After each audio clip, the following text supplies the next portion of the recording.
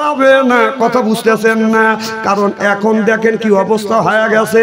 আপনার ছেলে আগে ছোটবেলায় দেখছি বউ যদি তালাক দিত মোল্লারা বাজান আপনার তালাকের ফতুয়া দিত। এখন কিন্তু মোল্লাও লাগে না, মাওলানা লাগে না, ইউনিয়ন ব্যাংক থেকে চেয়ারম্যান আর মেম্বার বাজান ফতুয়া দেয়, ওরা বড় মাওলানা হয়েছে। একটা মেয়ের বয়স 20 বছর, 1 বছর ধরে বিয়ে হয়েছে, স্বামী তালাক দিছে, মেয়েটা কাঁদতেছে, আল্লাহ বছর না হইতে হইতে স্বামী আমাকে তালাক দিল, কলঙ্কের বোঝা আমার মাথার উপরে উঠে গেল। চেয়ারম্যান ছায়া দেখে মেয়েটা খুব সুন্দর, মেয়েটাকে যা বলে তুমি কাঁদো না, চিন্তা করো না, আমি তোমার চেয়ারম্যান ভাই আছে, মনে করো আমি তোমার ভাই, তোমাকে বয়স্ক ভাতার কার্ড দেবো। 60 বছর না হলে বয়স্ক ভাতার কার্ড দেয় না, বয়স হলে 20 বছর, এটা হলো সুন্দর, বয়স্ক ভাতার কার্ড দিবে। প্রথম সপ্তাহ যায় আধা মন চাউল দেয়, আপনার দ্বিতীয় মাসে যায় বাদান আধা মন চাউল দেয়, তৃতীয় মাসে যায় আধা মন চাউল দেয়, চতুর্থ মাসে যায় আসল ধরে টান দেখো। চেয়ারম্যান সাহেব এইটা কি তোমার স্বভাব? চাউল দেওয়ার কথা বইলে আসল ধরে মারো টান। এখন কবে তো ঠিকই, চেয়ারম্যানের কথা কবে পারো না।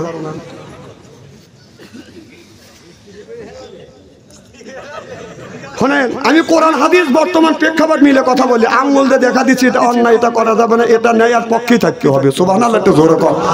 তেল দিলে ওর বাচ্চা আনসারি করে না। আমার ভাইয়ের আমার আর কি ডিজিটাল যুগ আছে নাকি? এখন অন্য একটা আইন পাস হবে, দেখেন ভবিষ্যৎ কি হয়। ডিজিটাল দিল করতেইছে কি একটা পয়সা ডিজিটাল ছিল, মানে একটা 12টার দামি একটা, ওটা তো টিকলো না। কি ফেদা ভালো ছিল, কতটা কি করলো না, তা কাম করছে মেলা, 50,000 টাকা কাম করছে, 2 কোটি টাকা খাইছে। এটা শ্রীন থাকে। আমার ভাইয়ের আমার এবার পরে মানে কিনা বললো আপনার গোশ নিয়ে তো জায়েজ করা যাবে না, এখন কি করা যায়? মেয়েটা বললো তো এখন সেরাসেরি হবে, তোমার স্বামী তো তোমাকে রাখবে না। মেয়েটা বললো আমি আপনাদের বিচার মানি না, কারণ আল্লাহ নবী বলছে আনা মাদিনাতুল ইলমি আলিমুম বাবুহা, আমার নবী হলো ইলমের শহর, আলী হলো তার দরজা। এই বিচার হযরত আলীর কাছে আমি সানি করব, চিল্লাইয়া কর মারহাবা।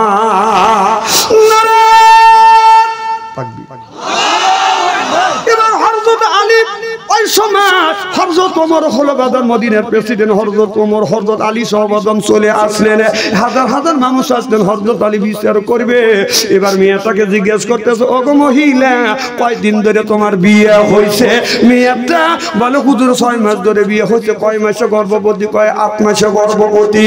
ছেলেটাকে বললো যুবক তুমি কি বউ রাখবে না? বলে হুজুর কেমন করে আমি বউ রাখবো, কারণ 6 মাস ধরে বিয়ে করছি, 8 মাসে বাচ্চা হয়েছে। কথা বুঝতেছেন না? আলী বললে সুন্দর আমি ফয়সালা দিব। এবার হযরত আলী হিসাব নিকাশ করে দেখে, সব মানুষ বলে না জায়েজ, হযরত আলী কয় জায়েজ, চিল্লাইয়া কান মারহাবা। সব মানুষ বলে আলী রে কিভাবে জায়েজ হইলো?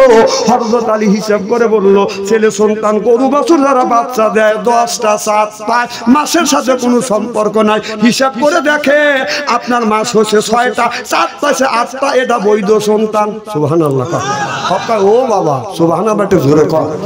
এই জন্যই 6 মাস ধরে বিয়ে হয়েছে, 7 মাসে যদি বাচ্চা হয় এটা জায়েজ আছে, কোনো অসুবিধা নাই, কারণ 4 ঠিক মধ্যে পাইছে, নিচে টাক দিয়ে দেহ, পরের মেয়ে তালাক দিও না।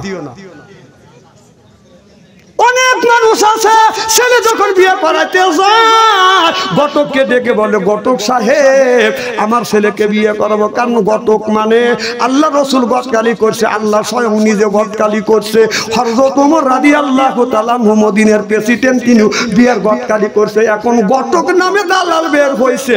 রসুল বলেছে, আপনার রসুল বলেছে যারা দালালি করবে তাদের নামাজ রোজা হজ যাকাত আল্লাহর দরবারে বাদান কবুল হবে না, হতে পারে না, হওয়া সম্ভব না। অনেক ধরনের দালাল আছে, রসুল বলছে ইন্নে সামারা, সামারা মানে দালাল, দালালদের নামাজ রোজা হজ যাকাত কবুল হবে না। সে দালালটা হইতে পারে আপনার গদকালি দালাল, কিছু দালাল হইতে পারে হজ করানোর কথা কয়া লিবে 6 লাখ 4-5 লাখ টাকা নিয়ে আপনার ওই বিমানবন্দরে নিয়ে যাও, 6 লাখ টাকা না দিলে আপনার হজে নেওয়া যাবে না। এটাও 1 নম্বর দালাল।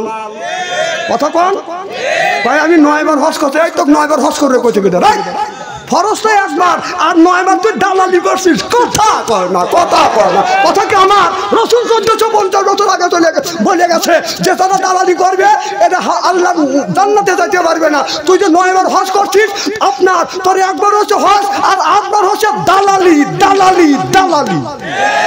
আমার কাছে দেখা দিত দালালি করার ফুটো আমি 11 বার হজ করছি, তো একবার হজ করে যাবে করতে গেলে এই ওয়াজ কি আমার মামার করার তো আছে নাকি? এই ওয়াজ করবে গেলে জেল খাটা লাগবে, জরিমানা দেওয়া লাগবে, দাওয়া খাটা লাগবে, দাওয়া খাওয়া লাগবে। অত হাসতা না, জেল খাটা বেলো।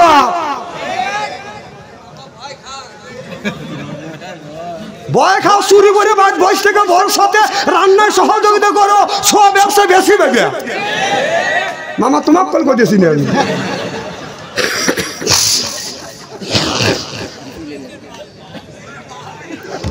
খুব কি খারাপ লাগতেছে, মামার বাড়ি এসে কি ওয়াজ করো, সব ওয়াজ তো করা যায় না।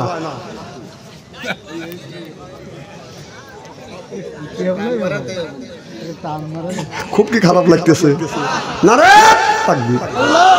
আমার ভাইয়ের, আমার মুসলমান ভাইয়েরে, আল্লাহর হাবিবের প্রিয়ম্মতরা ভালো করে লক্ষ্য করে শুনুন। আমি বলতেছিলাম ইন্নাল্লাযিনা আমানু, ইন্না মানে নিশ্চয়ই আল্লাযিনা যারা ঈমান আনবে ওই আল্লাহর উপরে, ও আমিলুস সালিহাত, আর যারা নেক কাজ করবে। 1 নাম্বার ঈমান, 2 নাম্বার নেক কাজ। আল্লাহ বলে কান্নাতুল্লাহুম জান্নাতুল ফিরদাউস নুজুলা।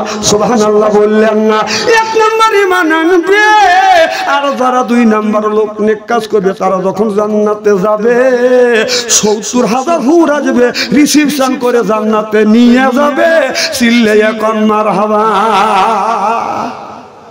এই হুটটা যখন আসবে, জান্নাতি মেহমান পাবে, গাড়ির উপর হাত বুলাইবে। সুবহানাল্লাহ বললেন না? জান্নাতি মেহমান হুরের দিকে তাকাইয়া 1 নজর যখন ছায়া থাকবে, 1 নজর যখন ছায়া থাকবে, 70,000 বছর চলে যাবে, চোখের পলক ফেলবে না। সুবহানাল্লাহ। আর রাস্তা দিয়ে যদি একজন মহিলা যদি 1 বার তাকান, আল্লাহ মাফ করে দিবে। 2বার তাকালে তার আমলনামার গুনাহ লিখবে। এখনকার ছেলেরা বলে হুজুর মেয়েদের দিকে যদি 1 বার তাকান যায়, আল্লাহ যদি মাফ করে দেয়, 2বার তাকালে যদি আমলনামায় গুনাহ লেখে। হুজুর 1 নজরে 1.5 ঘন্টা তাকা থাকবো না।